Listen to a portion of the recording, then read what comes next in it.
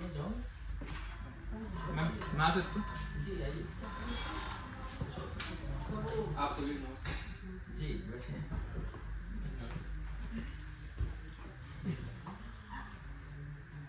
इनका लेके चले जाएंगे। आपका नाम नवीन गौतम। जी सर। बोर्ड को अपना परिचय दीजिए। सर मेरा नाम नवीन गौतम है। मैं मध्य प्रदेश के कटनी जिले का निवासी हूँ। मेरी स्कूली शिक्षा saint Paul higher secondary school से हुई है तथा स्नातक राजीव गांधी कॉलेज से, और जो कार्य स्नातक है रानी दुर्गावती विश्वविद्यालय संबंध विद्यालय कॉलेज से हुआ है। मैं नेट की परीक्षा उत्तीर्ण किया हूँ। ग्रेजुएशन में आपके क्या विषय रहे? सर PCM था। और एमए? हिंदी। एकदम साफ परिवर्तन क्यों?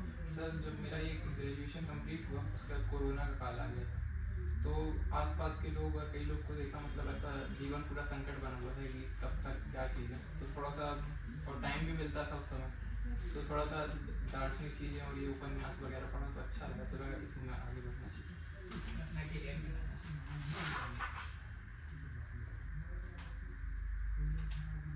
प्राध्यापक के रूप में आपको इसमें क्या आकर्षण लगा? आप क्यों प्राध्यापक बनना चाहते हैं? सर सबसे पहले सर ये हयाती बने रहने का विचारों के स्तर बहुत अच्छा ऑप्शन है, क्योंकि नए नए विचार कम एज के लोगों से हम मिलेंगे अपने, तो नए नए विचार आएंगे। दूसरा अपने जो विषय है उस पर हम मतलब लगातार रिसर्च कर सकते हैं, उसका गहन अध्ययन करते रह सकते हैं। ये आपकी बात प्रसिद्ध उपन्यास है, उसमें किस बात का उल्लेख है? सच में हमें लगता है जो करना लेखक की कोई जानकारी है? सर फिलोसोफर ऑफ लेखक।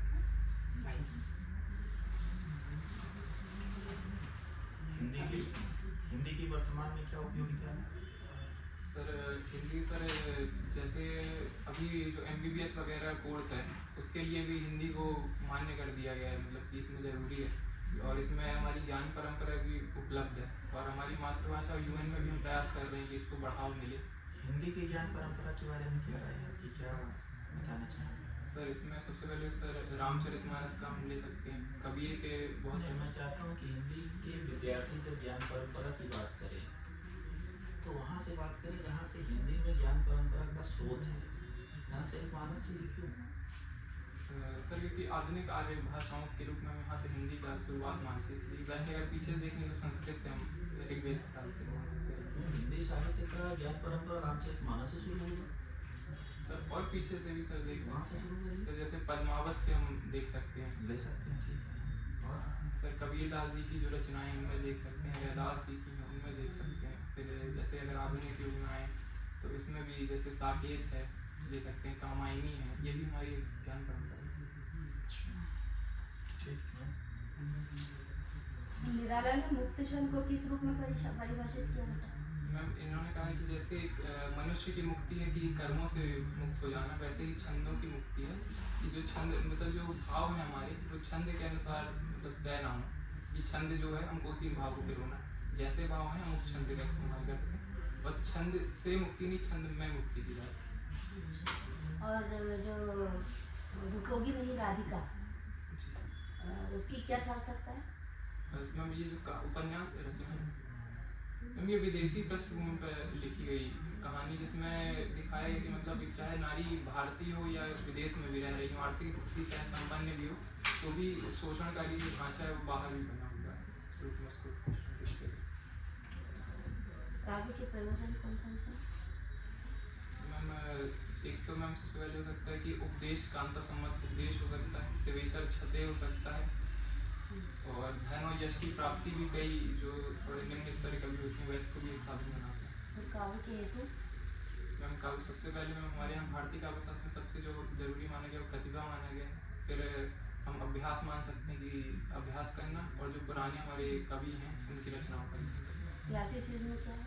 मैम क्लासिसिज्म में पश्चिम में विशेषता जन्म एक आंदोलन है, जिसमें जैसे अरस्तु है, T.S. एलियट है, इन लोग का मुख्य योगदान था। इसमें जो मतलब मर्यादा बल दिया जाता है कि जो भाषा हो संयमित हो, भाव संयमित हो, और शायद मतलब उच्छलन जो कहा जाता है वो सब। केशव को हृदयहीन कवि किसने कहा था? मैम आचार्य शुक्ल जी। क्यों कहा था? मैम क्योंकि जो जैसे उदाहरण के रूप में बताऊँ, जैसे जो रामचंद्रिका में उन्होंने जो वनगमन प्रसंग लिखा है, भरत को और जो राम जी के मिलन का प्रसंग लिखा है वो बहुत चलताऊ किस्म का है, मात्र सूचना जैसा लगता है, जबकि वह एक बहुत मार्मिक प्रसंग है। तो इस रूप में उन्होंने आचार्य ने लिखा कि उनको कभी हृदय प्राप्त नहीं हुए थे जो मार्मिक स्थितियों की पहचान करते हैं। कटनी में कौन कौन से खनिज पाए जाते हैं? सर सबसे वैसे चूना पाया जाता है और बॉक्साइड के भी मिले हैं पीछे बच्चा से, और इमलिया के पास सोने के भी कुछ पीछे पाए गए हैं। मध्य प्रदेश में सबसे ज़्यादा बॉक्साइट कहाँ पाया जाता है? सर बालाघाट। क्यों? सर वहाँ पे भारवेली सर खदानें हैं कुछ कुछ और उन्हीं के आसपास की चीज़ में पाए जाते हैं बड़ी। पन्ना किसके लिए फेमस है? सर हीरा के लिए। और सर हीरा भी ध्यान करता है। और खनिज के अलावा पन्ना किसके लिए फेमस है? सर अभी ध्यान नहीं रख पा रहा हूँ। मध्य प्रदेश में अभी कुल कितने सीएम बन चुके हैं?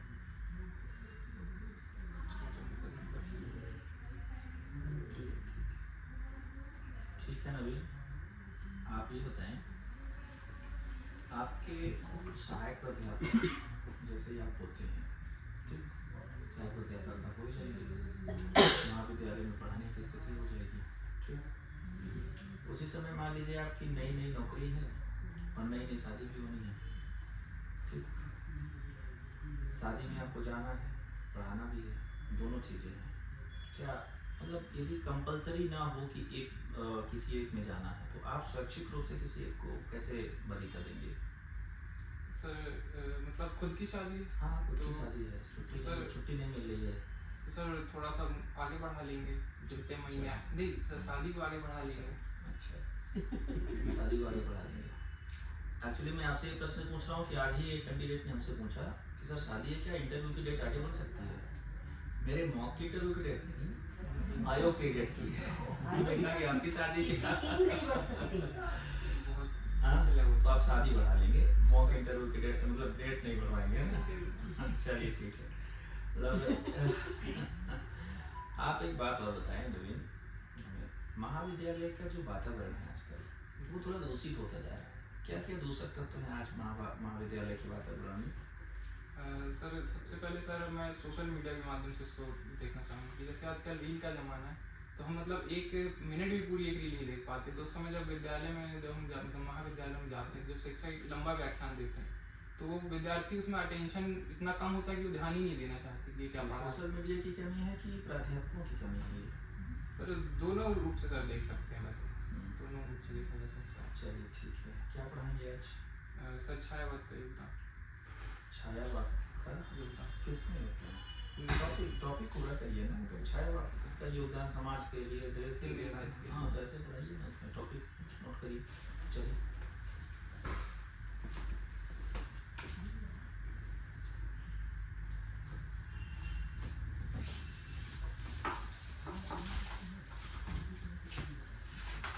तो हम जिस विषय पर चर्चा करने जा रहे हैं वह है छायावाद का हिंदी साहित्य में योगदान। छायावाद का हिंदी साहित्य में योगदान, इसको हम दो स्तरों पर इस पर हम चर्चा करेंगे। पहला है जो वह है संवेदना के स्तर पर, कि संवेदना के स्तर पर छायावाद ने क्या क्या दिया हिंदी साहित्य को। दूसरा हम बात करेंगे शिल्प के स्तर पर। तो सबसे पहले संवेदना के स्तर पर जो बिंदु आता है वह यह है कि इसने पहली बार जो व्यक्तिकता थी उसको एक आंदोलन के रूप में बदल दिया। कबीर में भी हमें दिखती है, जायसी में भी दिखती है, पर वो एक आंदोलन के रूप में नहीं थी। यहाँ आके व्यक्तिकता जो थी वो एक आंदोलन का रूप धारण कर लेती है। तो पहला है व्यक्तिकता। जैसे निराला कहते हैं कि दुखी जीवन की कथा रही, क्या कहूँ आज जो नहीं कही, तो व्यक्तिकता का एक रूप है।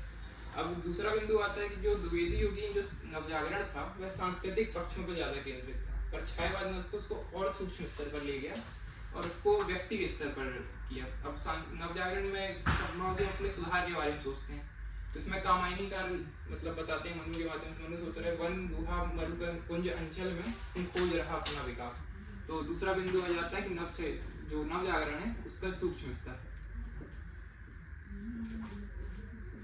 अब तीसरा आता है सौंदर्य चेतना।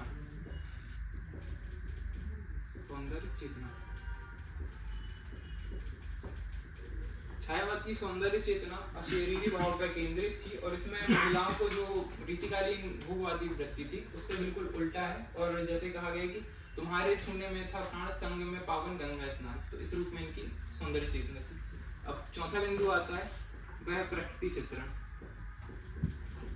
हिंदी साहित्य के इतिहास में प्रकृति चित्रण के रूप में जो सबसे ज्यादा महत्व जिसका अवधारणा दिया जाता है वह छायावाद है। इसमें क्योंकि पंत कहते हैं कि छोड़ द्रुमों की मृदु छाया, तोड़ प्रकृति से भी माया, बाले तेरे बाल जाल में कैसे उलझा विलोचन। तो यहाँ पे प्रकृति नारी मनुष्य से भी महत्वपूर्ण हो गई है। तो ये इसके हुए कुछ संवेदनागत योगदान। अगर हम शिल्प की बात करें तो सबसे पहले हम देख सकते हैं कि यह होगा नए काव्य रूप के। सबसे पहले इसमें लंबी कविताएं आई, क्योंकि जो प्रबंध जो ढांचा था उससे थोड़ी छोटी थी। फिर जो है कि प्रगीत आए, जब ये जो गीत बंधन नहीं सह सके तो प्रगीत बन गए, भाव तीव्रता इतनी ज्यादा थी। फिर दूसरे स्तर पर आती है कि अविधात्मक शैली।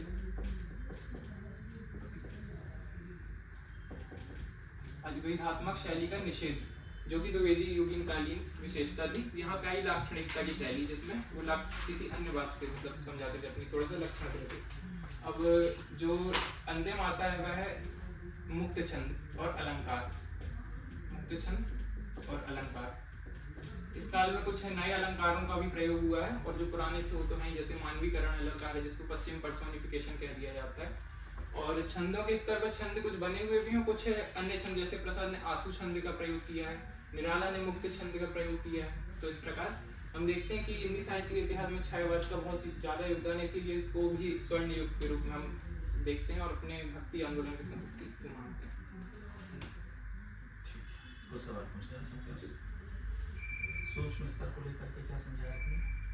सर जो द्विवेदी युगीन सर जो नव जागरण था वह सांस्कृतिक चेतना का आधार था। जैसे मतलब जो पुरानी जो नारी पात्र थे हमारे, उनको इतना महत्व नहीं मिला था, जैसे उर्मिला हैं, यशोधरा हैं। तो इस प्रकार और अब इसने नव जागरण की जो चेतना उसको व्यक्ति के स्तर पर ले गए कि मतलब व्यक्ति अपना विकास करे, किस प्रकार हो सकता है व्यक्ति के स्तर पर स्वतंत्र हो।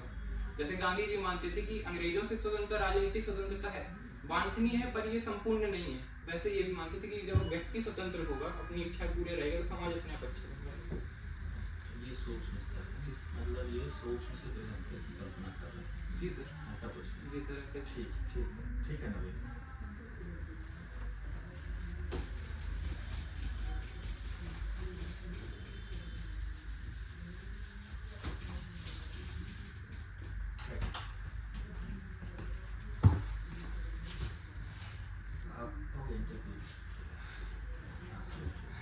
इतने दुबले पतले क्यों हैं यार? सर यहाँ का एक तो खाना इतना मिर्ची डालते हैं, कुछ खा ही नहीं पा रहे। हर लोग दूध में जिंदा है। कब से हमारे इंदौर में?